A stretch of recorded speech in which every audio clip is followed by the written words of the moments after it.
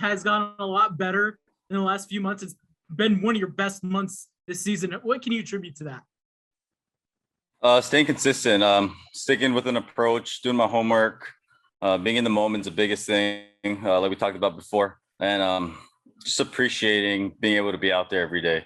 I think that's the biggest thing. Before, I was just kind of like, it's a tough season. We're not winning very many games, and kind of lost track of what I was doing out there. And I just could remember that, I still got a great opportunity, and I still love doing what I do. And being out there despite the wins and losses, it's the opportunity to be a big leaguer.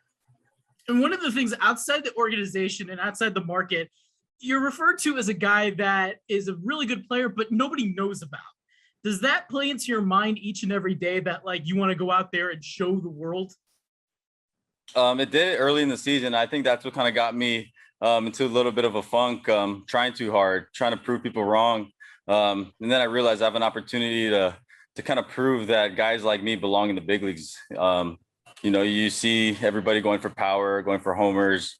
And sometimes you see on the good teams, that's kind of the missing link of, some success. And I feel like if I can be one of those players to kind of trailblaze like a David Fletcher type of guys who put the ball in play, guys who have a high contact rate, play great defense, do things on the bases and just, do things that other guys don't do, dirty work, like moving guys over and just being a baseball player in general. I just want to bring that aspect of the game back, which I feel like, we're kind of getting away from.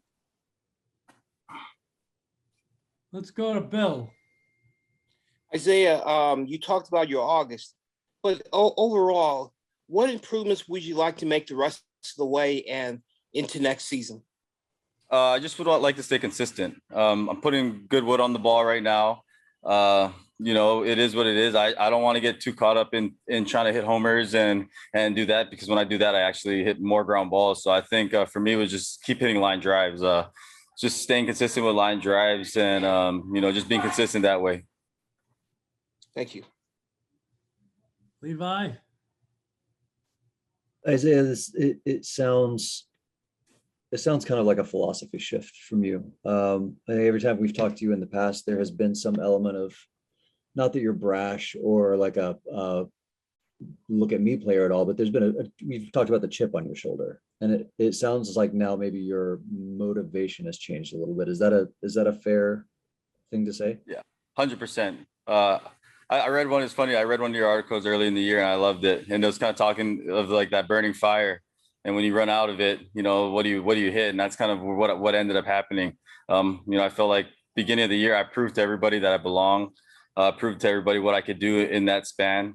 But I lost track of the marathon. If you think like that for 162 games, you're gassed out in 60 games. And that's kind of what happened to me.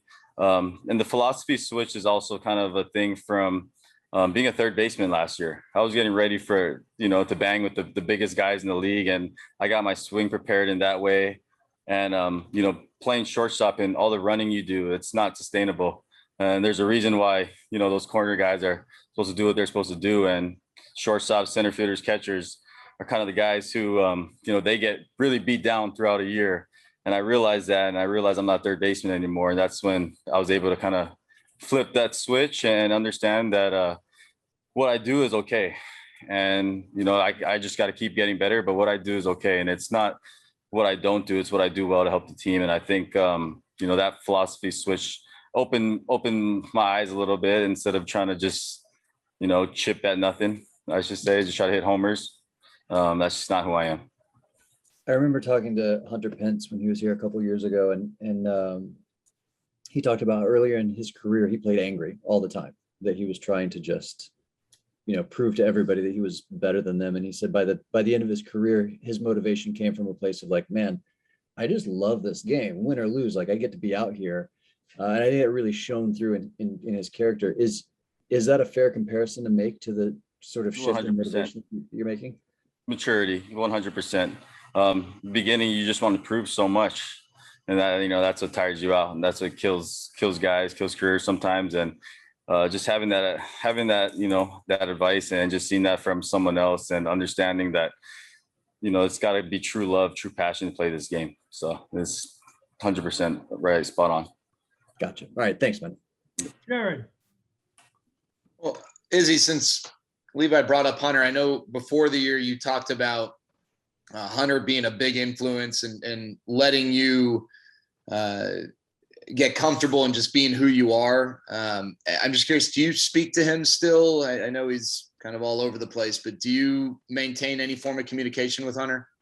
Not too much. Hunter's a busy man. You know, he was with us, but he had a lot going on. He still was doing stuff off the field, doing what he does with the charities and running his coffee shop. So he's a very, very professional grown up, I should say.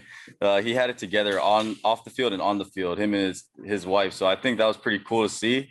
You know, he kind of set himself up for what he was doing post baseball. So I'm letting him kind of just enjoy himself. But what he's brought to us is, you know, it's so valuable. And, you know, when we get this thing going and try to hopefully get a World Series, he's going to be part of that.